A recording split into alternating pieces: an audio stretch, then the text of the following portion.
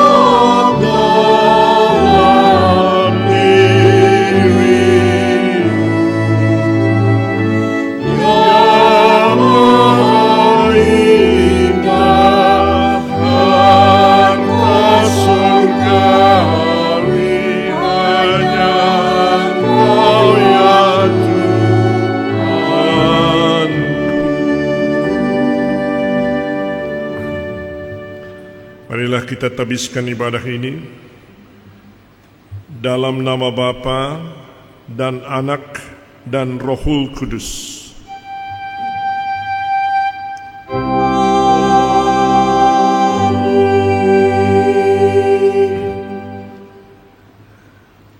Janganlah kamu takut terhadap mereka, karena tidak ada sesuatu pun yang tertutup yang tidak akan dibuka, dan tidak ada sesuatu pun yang tersembunyi yang tidak akan diketahui.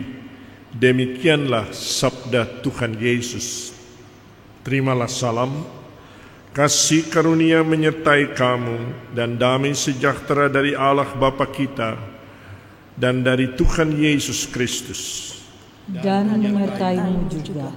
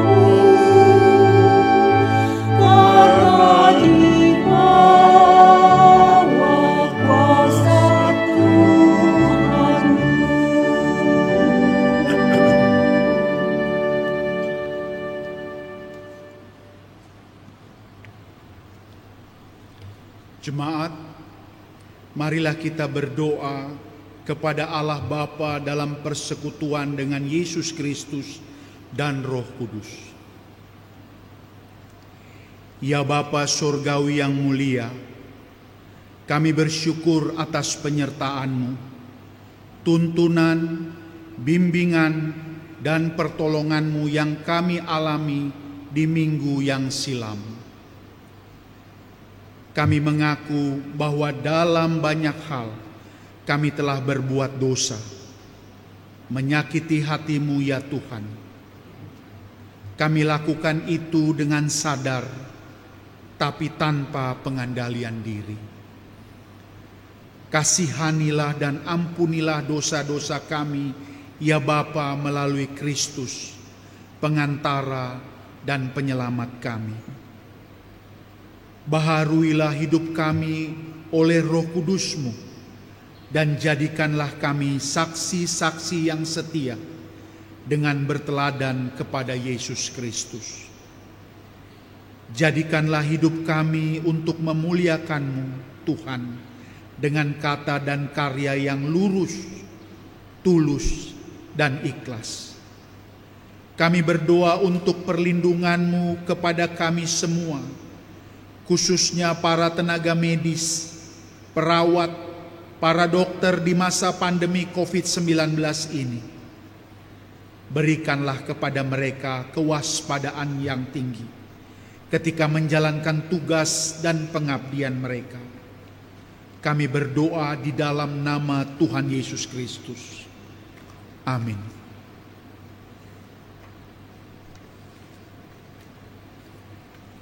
Marilah kita menaikkan puji-pujian secara silih ganti dari kitab Daniel pasal 4 ayat 25b dan ayat ke-37. Yang Maha Tinggi berkuasa atas kerajaan manusia dan memberikannya kepada siapa yang dikehendakinya. Aku memuji, meninggikan, dan memuliakan Raja Sorga, yang segala perbuatannya adalah benar dan jalan-jalannya adalah adil, dan yang sanggup merendahkan mereka yang berlaku congkak. Terpujilah Tuhan Allah sepanjang segala masa, yang kuasanya kekal. Paduan suara anak Philadelphia akan memuji Tuhan dengan judul lagu Sing a New Song.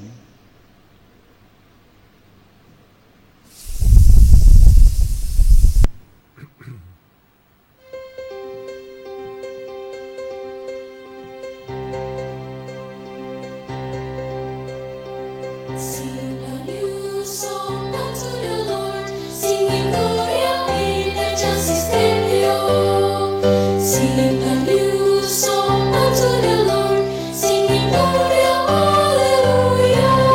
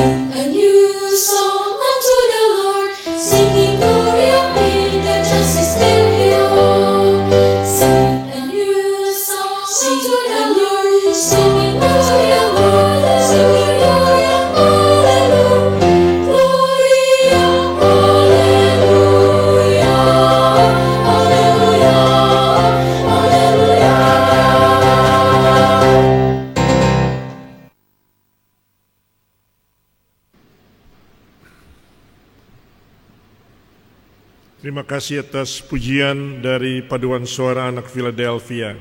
Nyanyikanlah selalu nyanyian baru. Bagus sekali, indah. Terima kasih. Mari kita berdoa untuk pembacaan Alkitab dan pewartaan sabda. Bapa Surgawi, Allah yang kekal, kami bersyukur bahwa Engkau telah memberikan kepada kami kitab suci, Alkitab, Perjanjian Lama dan Perjanjian Baru, sebagai sumber pemberitaan firman, sebagai firman yang menguatkan dan menjadikan patokan-patokan untuk dipedomani. Pada minggu yang kedua ini kami memasuki khotbah serial yang kedua tentang Ester, tentang perjalanannya dengan Tuhan Allah yang menegangkan tetapi menggairahkan. Dan kami yang melihat bagaimana Tuhan merancang perjalanan hidup kita dengan kisah-kisah yang tidak terduga, mengejutkan dan juga menyenangkan. Terima kasih Bapa atas firman yang Engkau karuniakan. Bersabdalah kepada kami siap untuk mendengarkan. Roh Kudus bimbing pikiran kami dan hati kami. Dalam nama Yesus Tuhan kami. Amin.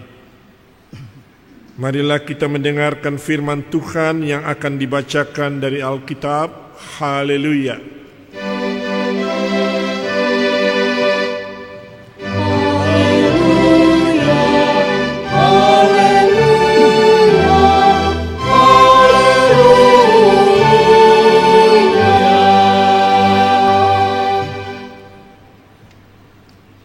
Jemaat sekalian, bacaan Alkitab dari kitab Ester, pasal 3, ayat 1 sampai 11.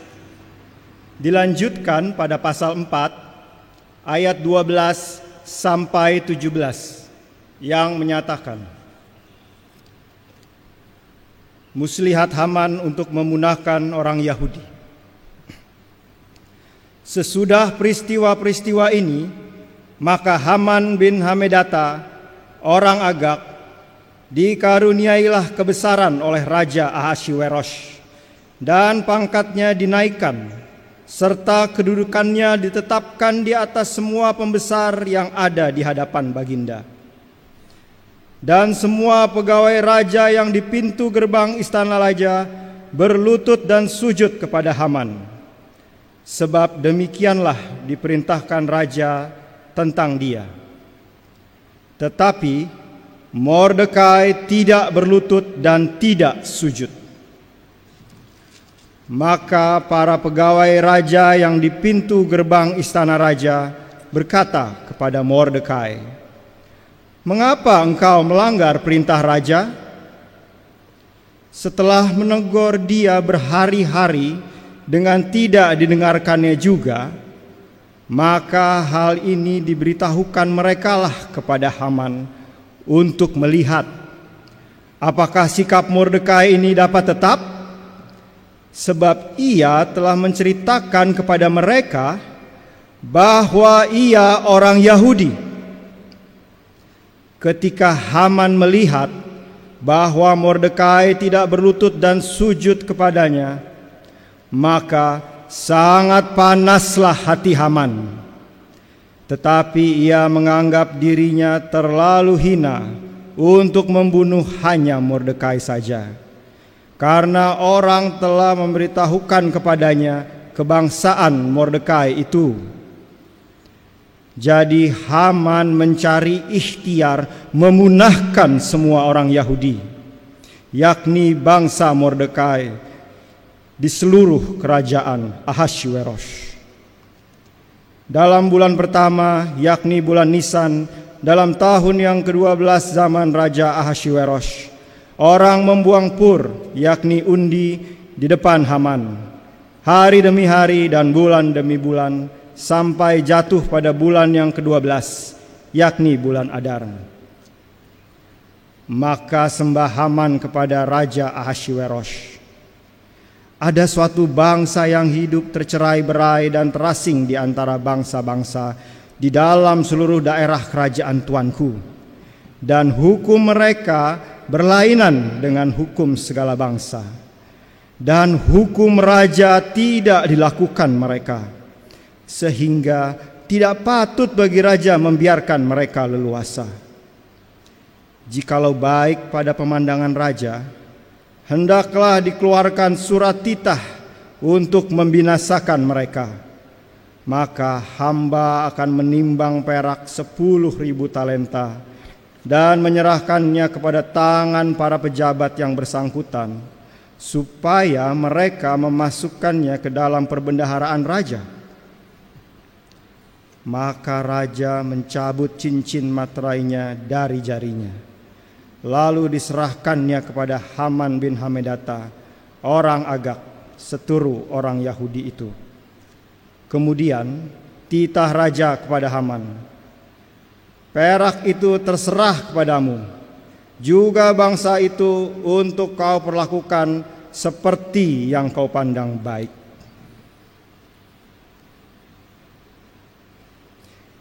Ketika disampaikan orang perkataan Ester itu kepada Mordekai, maka Mordekai menyuruh menyampaikan jawab ini kepada Ester. Jangan kira karena engkau di dalam istana raja, hanya engkau yang akan terluput dari antara semua orang Yahudi. Sebab sekalipun engkau pada saat ini berdiam diri saja, bagi orang Yahudi akan timbul juga pertolongan dan kelepasan dari pihak lain, dan engkau dengan kaum keluargamu akan binasa. Siapa tahu, mungkin justru untuk saat yang seperti ini engkau beroleh kedudukan sebagai ratu. Maka Ester menyuruh menyampaikan jawab ini kepada Mordekai. Pergilah, kumpulkanlah semua orang Yahudi yang terdapat di Susan, dan berpuasalah untuk aku. Janganlah makan dan janganlah minum 3 hari lamanya, baik waktu malam, baik waktu siang. Aku serta dayang-dayangku pun akan berpuasa demikian. Dan kemudian aku akan masuk menghadap raja, sungguh pun berlawanan dengan undang-undang. Kalau terpaksa aku mati, biarlah aku mati. Maka pergilah Mordekai, dan diperbuatnyalah tepat seperti yang dipesankan Ester kepadanya. Demikianlah firman Tuhan. Hendaklah firman Tuhan diam dengan segala kekayaannya di antara kamu, dan ucaplah syukur kepada Allah.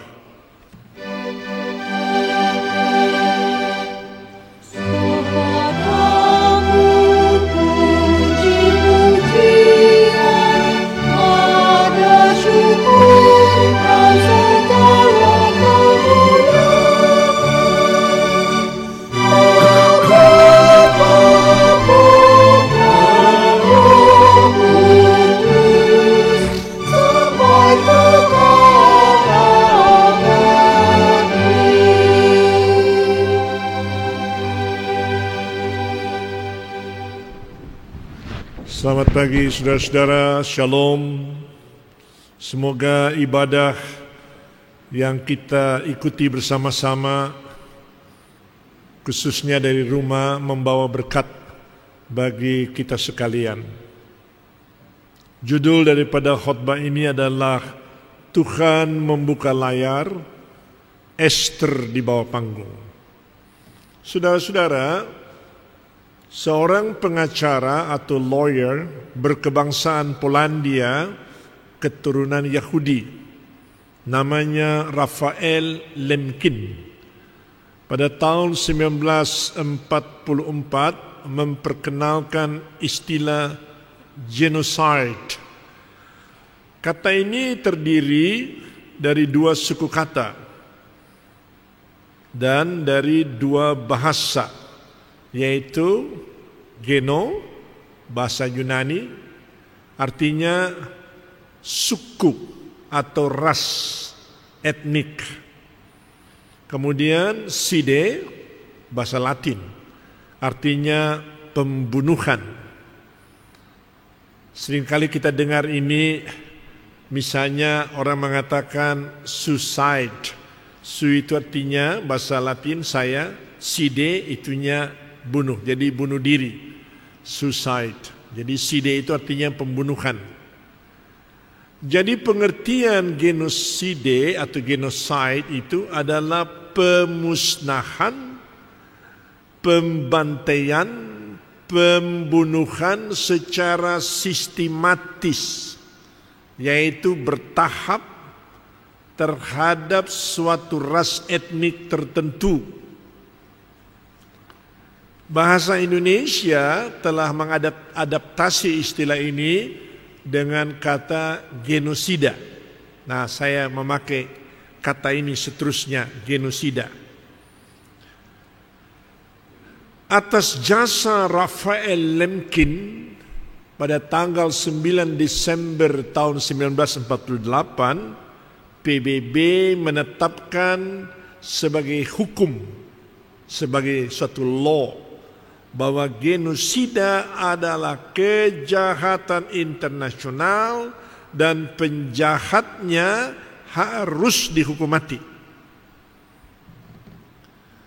Ada 7 kasus genosida di sejarah modern ini. Saya sampaikan secara singkat saja. Yang pertama, genosida orang Armenia. 1,5 juta orang dibunuh oleh Turki Ottoman pada tahun 1915. Yang kedua, genosida atau Holocaust orang Yahudi. 6 juta orang dibunuh oleh Partai Nazi Jerman, yang pemimpinnya adalah Adolf Hitler, tahun 1933 sampai 1940-an atau 45. Yang ketiga, genosida oleh Khmer Merah Kamboja, terbunuh 2 juta orang, tahun 1975. Yang keempat, genosida Bosnia. Orang Serbia membunuh orang Bosnia dan Kroasia sebanyak 100.000 orang. Itu tahun 1992. Yang kelima, genosida Rwanda yang membunuh suku Tutsi dan suku Hutu sebanyak 800.000 orang.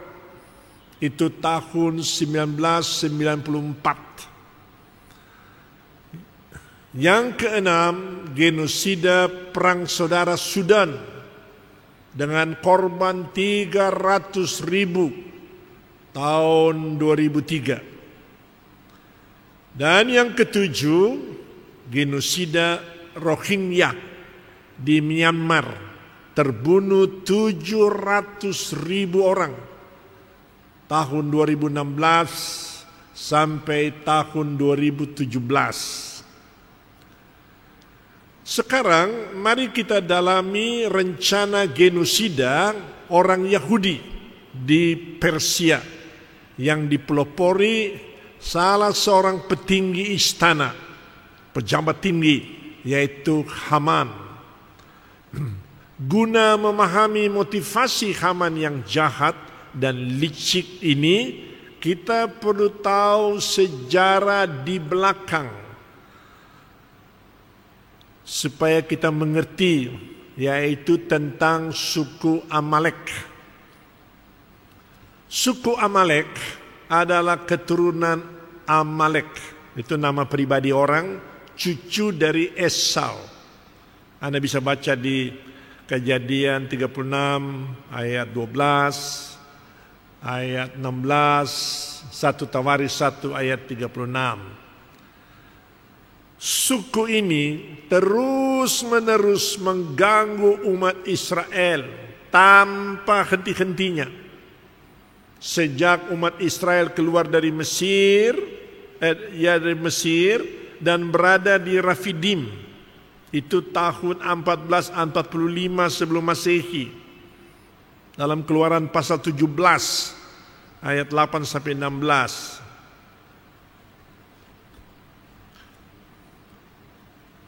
Lihat juga tindak tanduk mereka yang diungkapkan dalam Bilangan 24 ayat 20, Ulangan 25, Hakim-Hakim 3, Hakim-Hakim 10.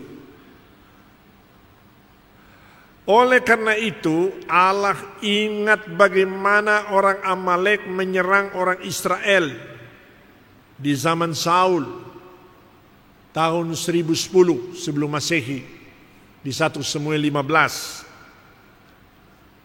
Sehingga Allah telah menetapkan untuk memusnahkan mereka dengan sempurna, artinya secara totalitas.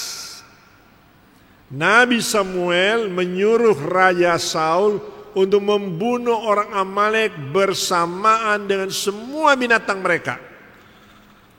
Tetapi Raja Saul gagah ini ternyata seorang yang sangat lemah, tidak melakukannya. Ia menyimpan domba-domba yang terbaik dari musuh itu dan membiarkan Raja Agag, raja keturunan bangsa Amalek, tetap hidup. Kemudian Nabi Samuel mencincang Agag di hadapan Tuhan. 1 Samuel 15 ayat 33. Ini sebuah pelajaran tegas bahwa ketika Allah menyuruh Anda untuk melakukan sesuatu, tentu bukan membunuh orang, Anda mesti melakukannya. Betapapun mungkin pada awalnya itu sangat berat Anda kira. Mengapa? Karena Tuhan Allah selalu mempunyai alasan menyuruh Anda. Ada alasan Tuhan.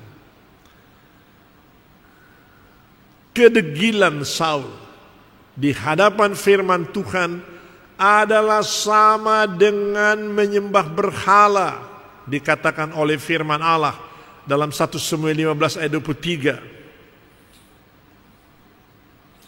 Kata kedegilan dalam bahasa Ibrani adalah pasar. Seperti tulisan pasar. Pasar. Yang berarti angkuh. Keangkuhan dan kelancangan. Keras kepala. Sombong. Dengan pikiran-pikiran kita sendiri. Selama bertahun dan berabad melewati sejarah semua generasi Yahudi, bahwa musuh bebuyutan orang Yahudi adalah orang Amalek, atau biasa juga dikatakan orang Agag. Ternyata dalam pembacaan kita, Haman bin Habedata, itu nama ayahnya, Habedata, adalah orang Agag dalam Ester 3 ayat 1 dan ayat 10. Sebagai akibatnya, orang Agag membenci orang Yahudi. Dan Haman, perhatikan kalimat ini, telah merawat sebuah dendam kesumat yang telah diajarkan kepadanya sejak masa kanak-kanak. Ia telah diajarkan dan dilatih untuk membenci. Jangan Anda kaget, hal semacam ini, pola pendidikan ini masih ada sampai sekarang. Di kelompok-kelompok ekstrim, kelompok teroris, dari mereka kecil sudah diajarkan kebencian. Di Ester pasal 3 ayat 6b dinyatakan, Haman mencari ikhtiar memusnahkan semua orang Yahudi, tentu di Persia. Ia berniat mengadakan suatu misi genosida bangsa Yahudi di Persia. Tidak beda, saya membaca dalam sejarah, dengan Raja Antiochus IV Epiphanes dari kerajaan Yunani Helenis yang memusnahkan orang-orang Yahudi di dunia Yunani Helenis pada abad kedua sebelum Masehi. Demikian juga dengan pemusnahan Yahudi oleh Adolf Hitler, der Führer atau sang pemimpin, tahun 1933 sampai tahun 1940-an di seluruh Eropa. Rencana pemusnahan Yahudi oleh Haman ada selalu di benaknya. Lalu Haman memberitahukan raja apa yang ingin didengarkan raja. Haman tidak memberitahukan keseluruhan kisah tersebut. Sangat diplomatis orang ini, dengan motif keji. Seolah-olah Haman hanya memikirkan kebaikan raja di dalam hatinya. Saya bacakan Ester 3 ayat 8. Anda dengarkan ini, cara Haman menyampaikannya. Maka sembah Haman kepada Raja Ahasveros, ada suatu bangsa yang hidup tercerai-berai dan terasing di antara bangsa-bangsa di dalam seluruh daerah kerajaan tuanku. Dan hukum mereka berlainan dengan hukum segala bangsa. Dan hukum raja tidak dilakukan mereka. Pintar dia. Sehingga tidak patut bagi raja membiarkan mereka leluasa. Anda lihat? Dengan berpatokan pada motivasi dan tindak tanduk Haman, kita bertanya pada diri kita sendiri secara jujur. Pertama, apakah Anda sedang dendam di dalam memori Anda terhadap orang-orang yang melukai hati Anda, terhadap orang yang tidak adil kepada Anda, terhadap orang-orang yang membuat hidup Anda sengsara? Coba Anda pikirkan. Yang kedua, apakah Anda sedang menyimpan rasa sakit hati di dalam batin Anda karena kepahitan hidup yang Anda alami di masa silam? Karena merendahkan harkat dan martabat Anda disepelekan, Anda dihina. Yang ketiga, apakah Anda merasa tidak dikasihi, disayang, yang sepatutnya Anda berhak menerimanya? Merawat dendam, memelihara kemarahan dan kebencian yang tetap hidup di dalam Anda memang sangat bisu. Tetapi itu semua akan membusuk dan merusak, bahkan mematikan Anda. Rasa sakit dapat menyebabkan Anda melakukan dosa yang paling keji. Ini bukan teori tetapi fakta yang dinyatakan di dalam Alkitab dalam berbagai kisah pribadi-pribadi. Mulai dari Kain terhadap Habel dan korban yang terakhir Tuhan Yesus sendiri. Saya membuat daftarnya ada 30 orang Karena sakit hati membunuh orang pribadi. Nama-namanya ada.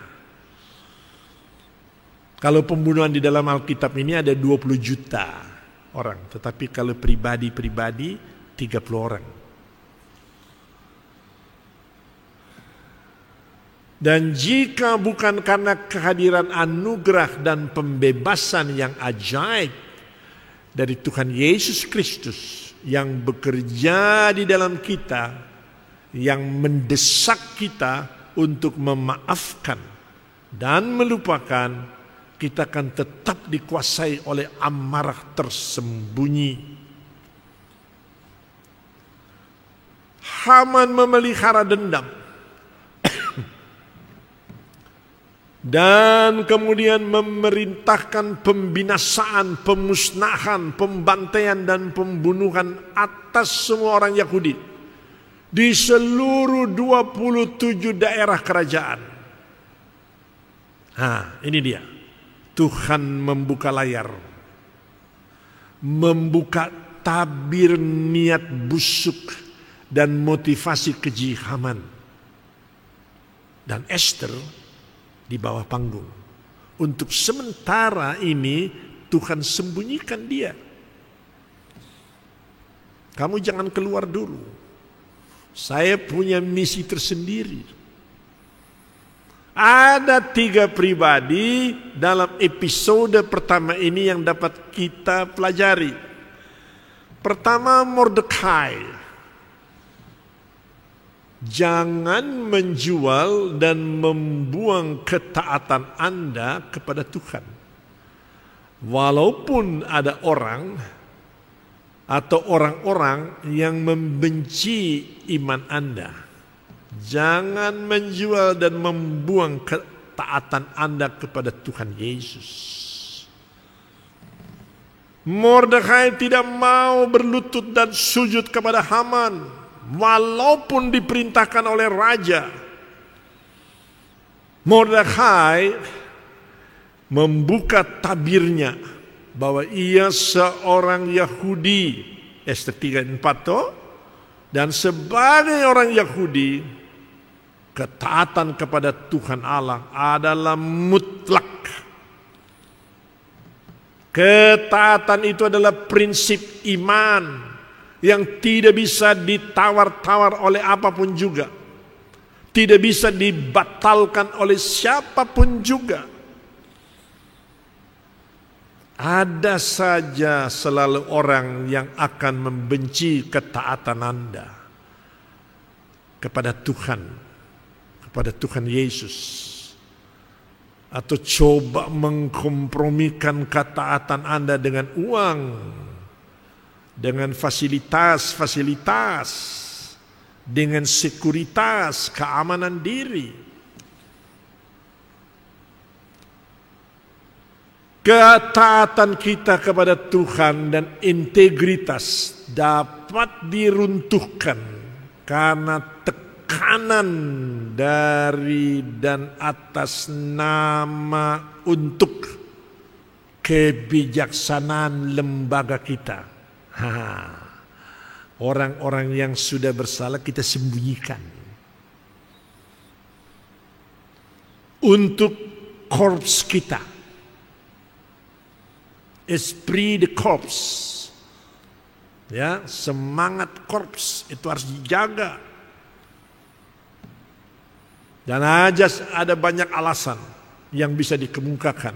Sakitlah dia, sedang keluar kota lah dia, bukan dia sebenarnya, lalu dikorbankan orang lain. Nah ini saudara. Jadi Mordekai sebagai orang Yahudi yang mempunyai Taurat dalam dirinya, mengetahui hanya kepada Tuhan dia sembah dan sujud. Kalau hormat ya, tapi tidak sembah sujud, begini. Pribadi yang kedua, Haman. Jangan pernah menganggap sepele sosok pembalasan dendam yang terselubung tapi kejam dan keji. Pembalasan dendam yang paling menyakiti sukma datang dari mana? Kalangan orang dalam, internal, lingkaran satu, the first circle. Tidak memberikan maaf akan meracuni dan membejatkan diri kita sendiri.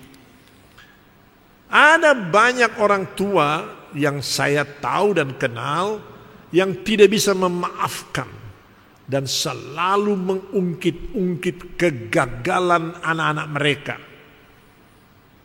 Mereka itu menganggap bahwa anak-anak telah sangat mengecewakan cita-cita dan harapan orang tua.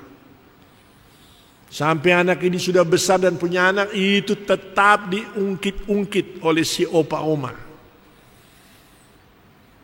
Juga sebaliknya, ada banyak anak-anak yang tidak bisa memaafkan kekerasan, penyimpangan, dan tidak bertanggung jawabnya orang tua mereka. Pembalasan dendam dalam pikiran dan perasaan satu saat tercetus dan meletus secara buruk. Lihatlah betapa banyak orang tua yang melantarkan anak-anaknya. Dan banyak anak-anak yang kemudian memasukkan orang tuanya di rumah jompo, lalu melantarkan mereka di sana. Tidak dikunjungi, nanti datang kalau Natal. Cuma bawa Coca-Cola sama kue kongguan. Oma-oma dan opa yang minum Coca-Cola, itu diminumnya, Anda tahu apa yang terjadi? Murus dia. Selama berapa kali diare terus beberapa hari. Dan mereka tidak peduli. Kadang-kadang uang pembayaran di rumah jompo terlambat datang. Anda lihat pembalasannya. Oh, saya tahu ini, saudara. Pribadi yang ketiga, Ahasveros. Jangan Anda melebih-lebihkan, melambungkan nilai penting dari diri Anda sendiri. Ahasveros, raja kaya raya dan berkuasa. Begitu gampang dibutakan oleh kesombongan sendiri atas jabatan, posisi, dan pengaruh.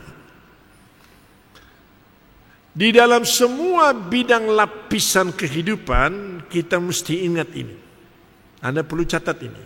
Yaitu, akan selalu datang sebuah selingan dan sisipan yang jahat. Saya ulangi. Di dalam semua bidang dan lapisan kehidupan, kita mesti ingat ini, yaitu akan selalu datang sebuah selingan dan sisipan yang jahat. Haman melakukan selingan dan sisipan jahat itu kepada Ahasveros dengan pendekatan memuji-muji, mengagung-agungkan peranan dan statusnya. Ahasveros terlena, terbuai, terkesima karena dipuja-puji oleh Haman yang motivasinya jahat tapi terselubung sekaligus menjilat. Akal sehat Ahasveros dilemahkan. Daya nalar dan daya kajinya, analytical ability-nya dihilangkan. Lalu daya kritisnya dimatikan. Dengan glamurnya kata-kata sorga di telinga beliau itu. Menciptakan sorga di telinga. Itu pun dan semacam itu juga dapat menyusupi Anda, yaitu sebuah selingan dan sisipan yang jahat. Pakailah, pergunakanlah akal budi yang Tuhan sudah karuniakan sekarang ini melalui gadget. Ada orang minta duit sama saudara, orang merekam Anda punya data. Anda lihat selingan dan sisipannya zaman sekarang, rapi sekali dan banyak korban. Jangan tinggi hati dan angkuh. Anda mesti punya penasihat. Sudah berkali-kali saya bilang, Anda mesti punya penasihat, mentor, guru, pembimbing yang berkualitas dan berkualifikasi. Jangan sembarang ambil mentor karena teman lama atau karena kenal sudah lama dia menjadi mentor Anda. Tidak. Kualifikasinya mesti cerdas, cermat, teliti, berhikmat, dan sehat moral dan spiritualnya. Jangan membuka tangan dan diri Anda dimasuki oleh teman akrab, kenalan dekat, sahabat lama yang menyisipkan kejahatan secara halus, tidak kentara, bertahap, dan sistematis. Motivasi mereka cuma satu, yaitu keuntungan, dan Anda menjadi buntung. Ahasveros terjebak dan terperangkap di situ oleh Haman, spesialis menjebak dan menangkapi. Banyak orang di dunia begini loh, spesialisnya menjebak orang. Orang Yahudi akan digenosida secepatnya dan semungkinnya. Di mana tangan Tuhan? Kita tanya toh, Tuhan, Engkau ada di mana? Keadaan sekarang krusial dan kritis. Di mana Engkau Tuhan? Sabar Anda, sabar. Untuk menyaksikan tangan Tuhan. Tarik nafas dulu. Jangan lupa buang. Tarik nafas dalam-dalam. Ini baru babak pertama. Mari kita masuk ke babak kedua. Ini suatu babak yang menghanyutkan kita dalam kedukaan dan tangisan. Saya bacakan Ester 4 ayat 1 dan 2. Ester 4 ayat 1 dan 2. Setelah Mordekai mengetahui segala yang terjadi itu, ia mengoyakkan pakaiannya, lalu memakai kain kabung dan abu. Kemudian keluar berjalan di tengah-tengah kota sambil melolong-lolong dengan nyaring dan pedih. Dengan demikian datang dia sampai ke depan pintu gerbang istana raja, karena seorang pun tidak boleh masuk pintu gerbang istana raja dengan berpakaian kabung. Begitu ekspresi duka cita orang-orang Timur Tengah dari dulu sampai sekarang. Saya perhatikan, saya lihat, berbeda dengan orang Barat. Orang Barat itu kesedihannya itu memakai baju warna gelap, dongker, ya biru tua, ya coklat tua, umumnya hitam, nangis terisak-isak dengan diam-diam. Dan ada teman dekat dengan rasa belas kasihan memeluk orang yang berduka. Coba lihat pada waktu JFK Kennedy tertembak mati, istrinya Jacqueline hanya memakai kerudung hitam, menangis cuma badannya aja yang goyang-goyang sedikit. Anak-anaknya juga masih kecil pada waktu itu. Padahal kematiannya itu tragis betul toh, ditembak. Tampias memang, karena itu orang barat begitu. Di Indonesia, nah ini dia, gabungan Timur Tengah dan Barat. Yang dari Timur Tengah, ekspresi kedukaan menangis keras-keras, kadang-kadang meronta-ronta, berteriak-teriak setengah histeris, hempas badan di peti jenazah pada waktu peti akan ditutup. Nah, ini pendeta kan kadang-kadang hadapi begini, aduh berat juga ya. Bagaimana cara mengatasi orang yang sudah tidak boleh tutup, tidak boleh tutup. Waduh. Nah, agak ngeri juga nih.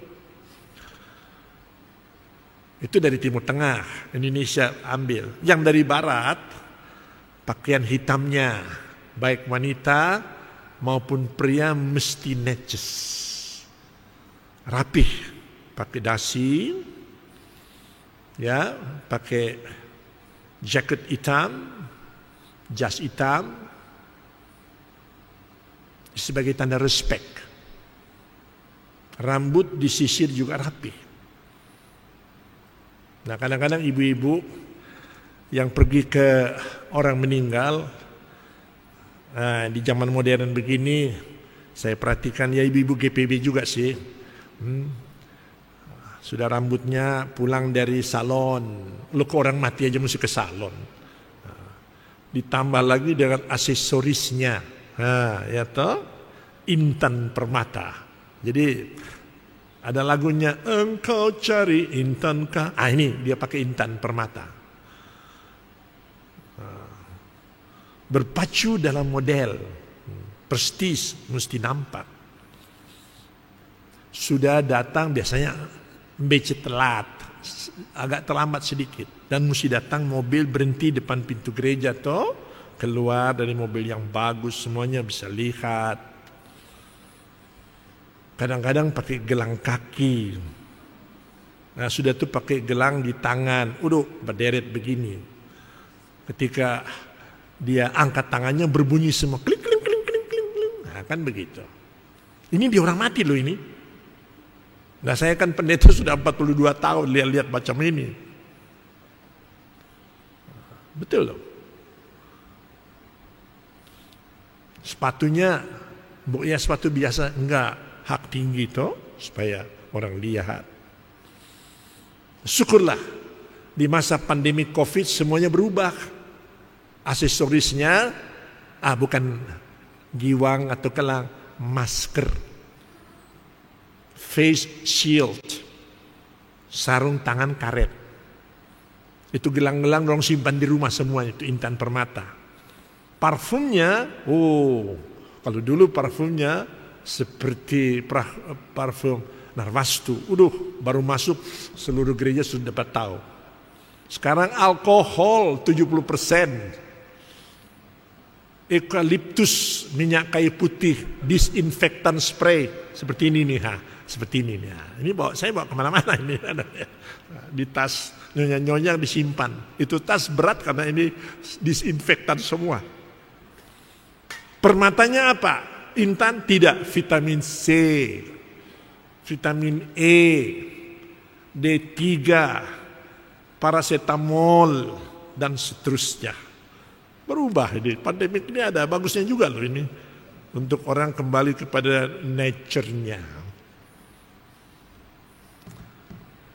Mengapa Mordekai berani-beraninya pergi berdiri di depan gerbang istana raja? Berani banget orang ini ya, dengan pakaian duka kung melolong-melolong begini. Karena Mordekai meragukan bahwa Esther mengetahui hal mengenai undang-undang pembantaian Yahudi. Dia ada di dalam istana. Dia tahu nggak tuh? Lalu dayang-dayang dan sida-sida Esther memberitahukan hal itu kepadanya. Singkat cerita, Mordekai memiliki bukti yang detail mengenai semua yang terjadi dan menginformasikannya kepada Esther. Pada saat itu, tidak seorang pun di dalam istana, perhatikan saudara, yang mengetahui bahwa Esther adalah orang Yahudi. Tuhan bilang, Sio, kamu diam-diam saja di bawah panggung. Jangan di atas panggung. Atas panggung tempo hari, sekarang di bawah panggung. Nanti ketahuan lo orang Yahudi. Belum saatnya, perhatikan kalimat ini, belum saatnya secara protokol istana bahwa Esther itu bisa berjalan langsung kepada suaminya Raja Ahasiweros. Jika ia pergi kepada raja tanpa dipanggil, raja bisa memerintahkan Esther dihukum mati. Itu protokol istana. Ini suatu dilema yang besar dan berat. Tuhan Allah sudah mengangkat layar, membuka tabir motivasi dan diplomasi Haman untuk memusnahkan orang Yahudi.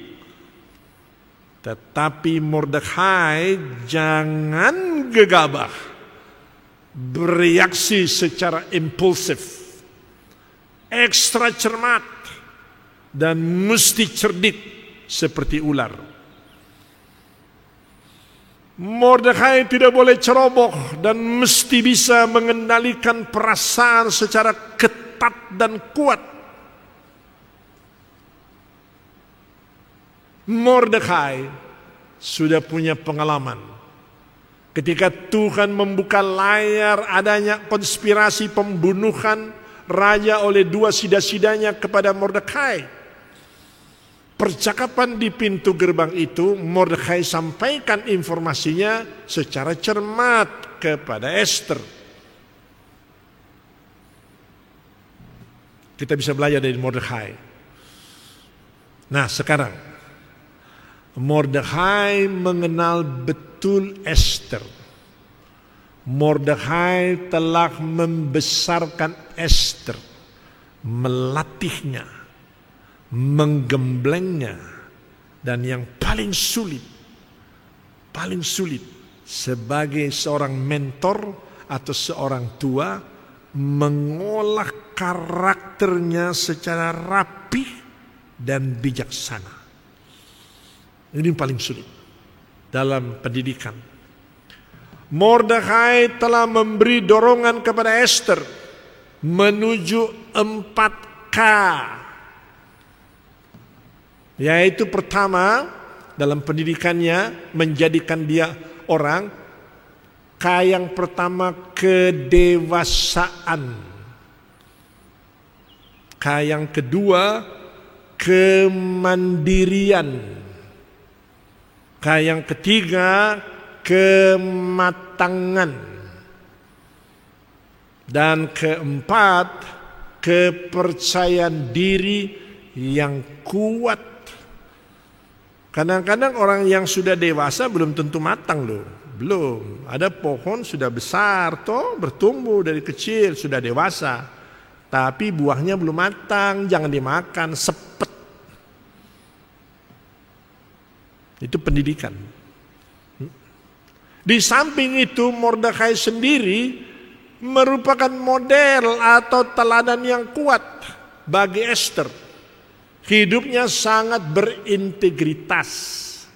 Kadang-kadang orang mengajarnya bagus, teori-teorinya hebat, orangnya sendiri nggak bisa kasih contoh.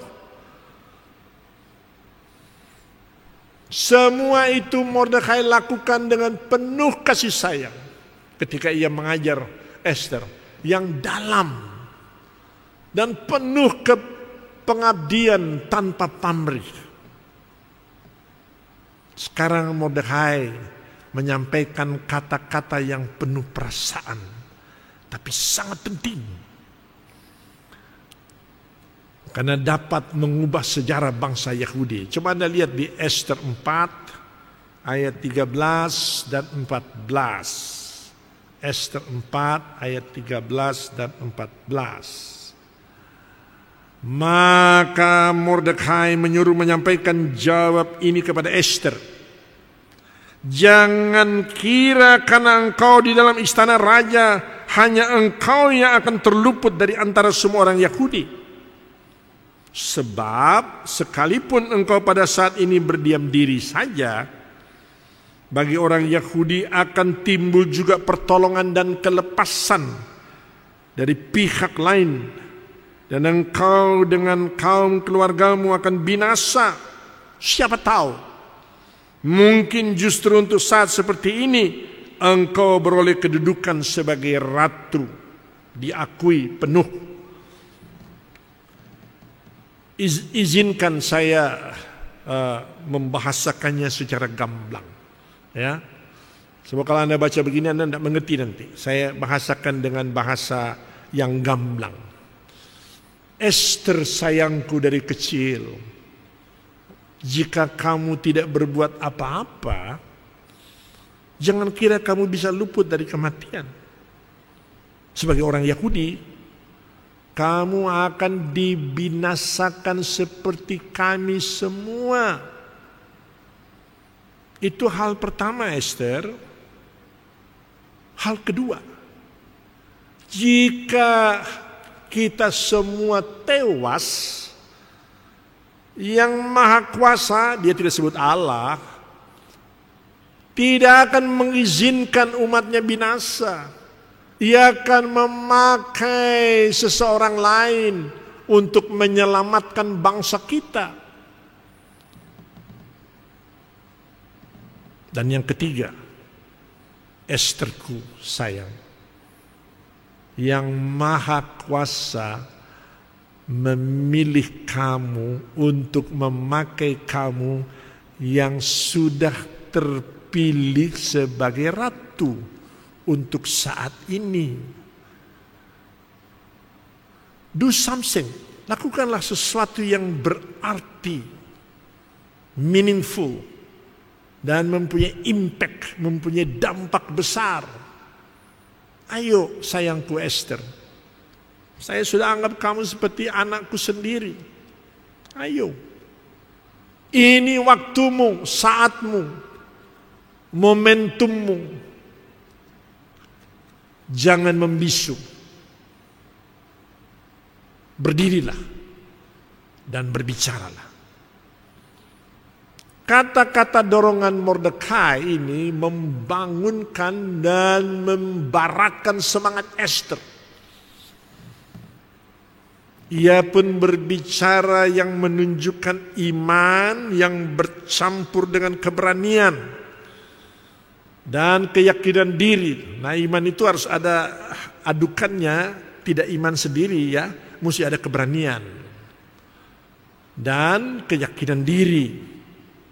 Ester 4 ayat 16 toh. Coba apa yang dibilang di sini Ester 4 ayat 16.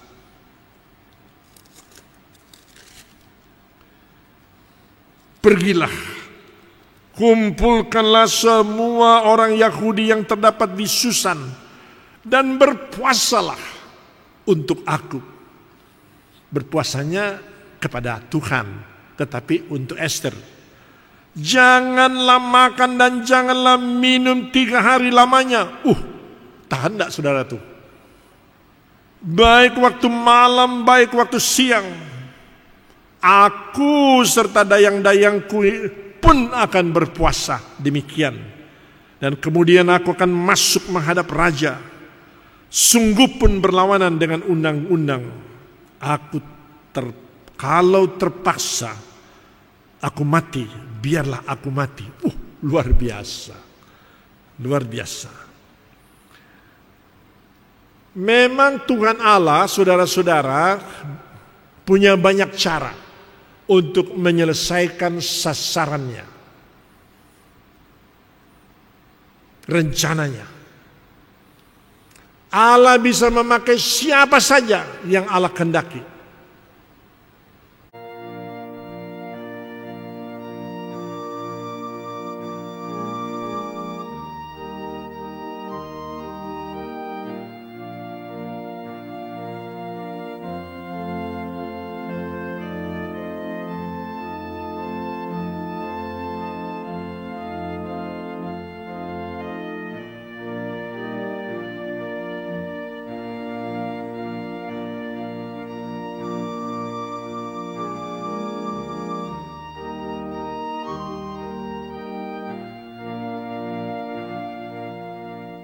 Tuhan Yesus. Demikian pemberitaan firman Tuhan. Kiranya Tuhan Yesus memberkati kita semua. Kita muliakan Tuhan. Dari Kidung Jemaat 327, jangan kamu takut.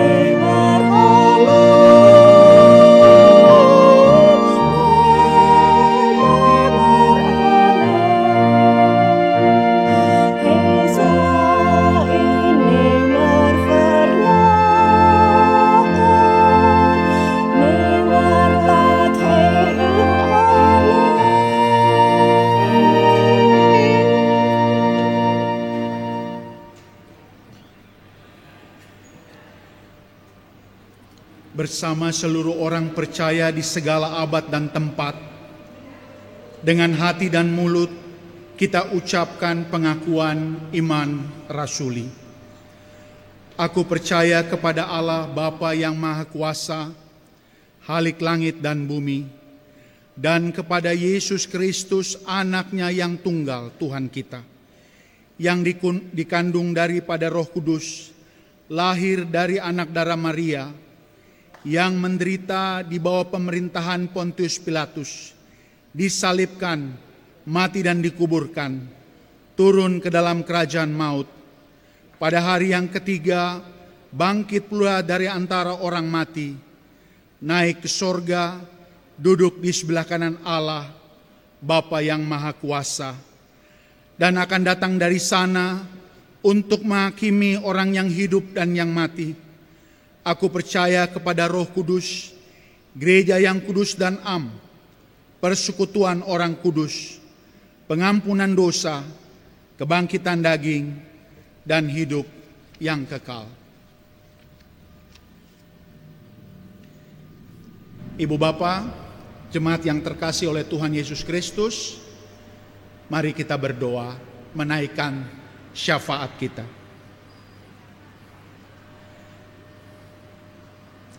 Bapa di sorga, kami mengucap syukur untuk kasih dan penyertaan Tuhan yang begitu baik kepada kami. Kami menaikkan syafaat kami Tuhan kepadamu, kiranya Tuhan memberikan kekuatan dan penyembuhan kepada Bapak Pendeta Rufi Wane. Tuhan senantiasa memberikan kekuatan dan pimpinan-Mu Tuhan. Biarlah beliau boleh dikuatkan kembali oleh kuasa darah Yesus Kristus. Kami berdoa untuk pemerintah bangsa dan negara kami Tuhan yang sedang menghadapi COVID-19. Biarlah Tuhan pimpin setiap pemimpin-pemimpin bangsa kami Tuhan. Mereka boleh memberikan arahan, pimpinan dan tuntunan. Terlebih daripada itu Tuhan memberkati bangsa dan negara ini. Biarlah Tuhan sendiri yang menopang, menguatkan setiap kami. Sehingga ketika kami menghadapi COVID-19 ini, kami hanya sungguh-sungguh Tuhan bersandar oleh karena kekuatan yang daripada Tuhan semata. Pimpin hidup kami Tuhan. Biarlah di dalam hidup kami senantiasa memuliakan Tuhan. Tuhan memberkati rumah tangga kami. Tuhan memberkati orang tua kami, ayah, ibu, anak-anak kami, opa, oma kami semua. Biarlah oleh karena kasih dan penyertaan Tuhan semata, Tuhan boleh memberkati kami. Secara khusus Tuhan kami berdoa untuk orang-orang yang terkena dampak daripada COVID-19, baik ekonomi maupun kesehatan mereka. Tuhan menopang, Tuhan menolong. Bapa, inilah doa kami yang kami panjatkan hanya di dalam nama Tuhan Yesus Kristus yang telah mengajar kami berdoa. Bapa kami yang di sorga, dikuduskanlah namamu, datanglah kerajaanmu, jadilah kehendak-Mu di bumi seperti di sorga.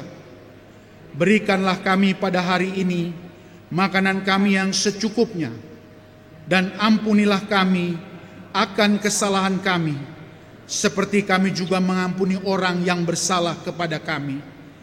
Dan janganlah membawa kami ke dalam pencobaan, tetapi lepaskanlah kami daripada yang jahat.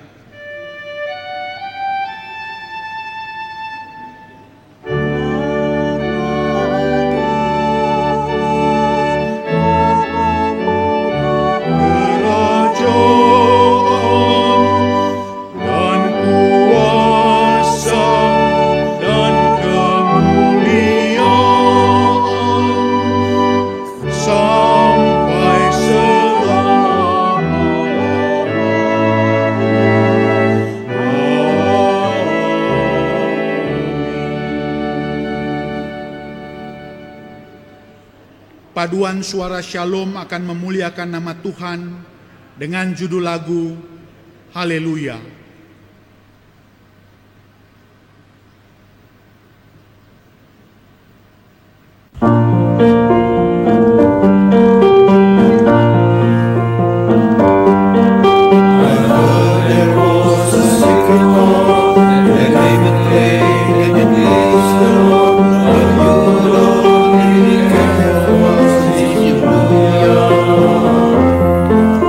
Because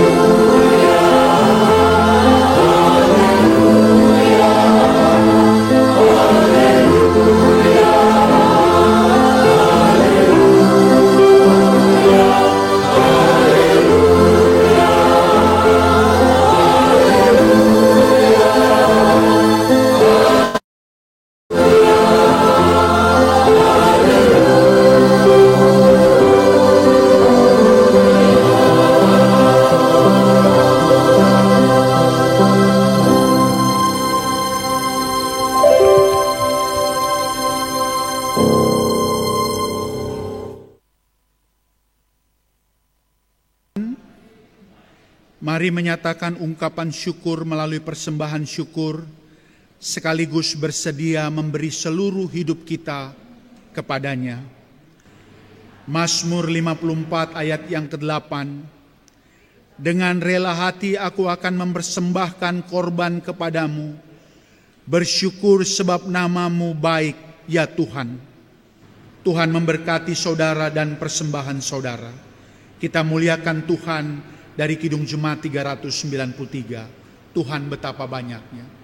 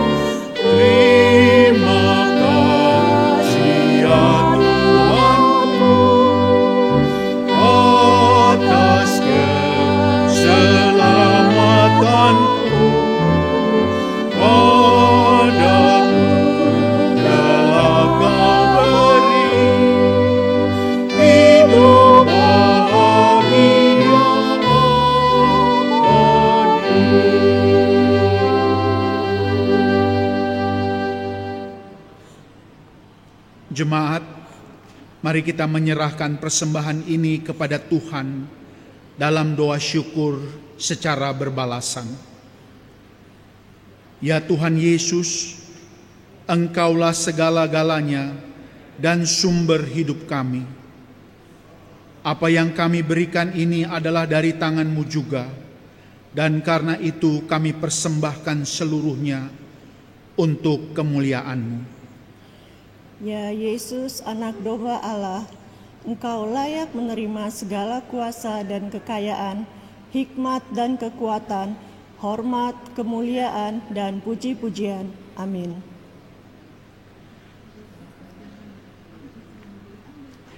Jemaat yang terkasih, warta jemaat dapat dibaca pada warta PDF yang sudah dibagikan. Atas nama Majelis Jemaat GPIB Philadelphia mengucapkan terima kasih kepada Pendeta Rufi Wane atas pelayanannya. Tuhan Yesus memberkati. Selamat hari Minggu ke-15 sesudah Pentakosta. Tuhan Yesus memberkati.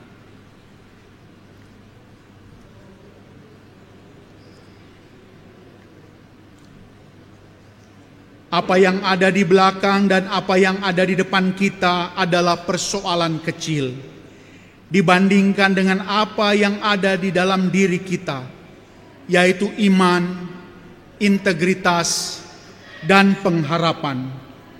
Kita muliakan Tuhan.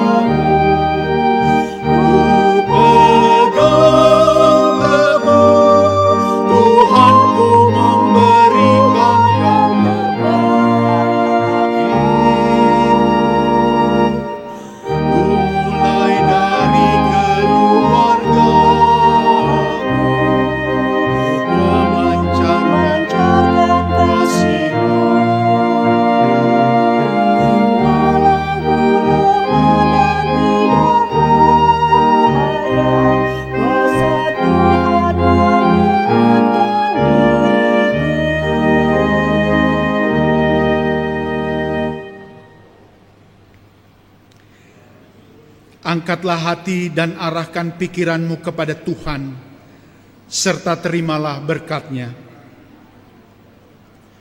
Tuhan memberkati engkau dan melindungi engkau. Tuhan menyinari engkau dengan wajah-Nya dan memberi engkau kasih karunia. Tuhan menghadapkan wajah-Nya kepadamu dan memberi engkau damai sejahtera. Amin.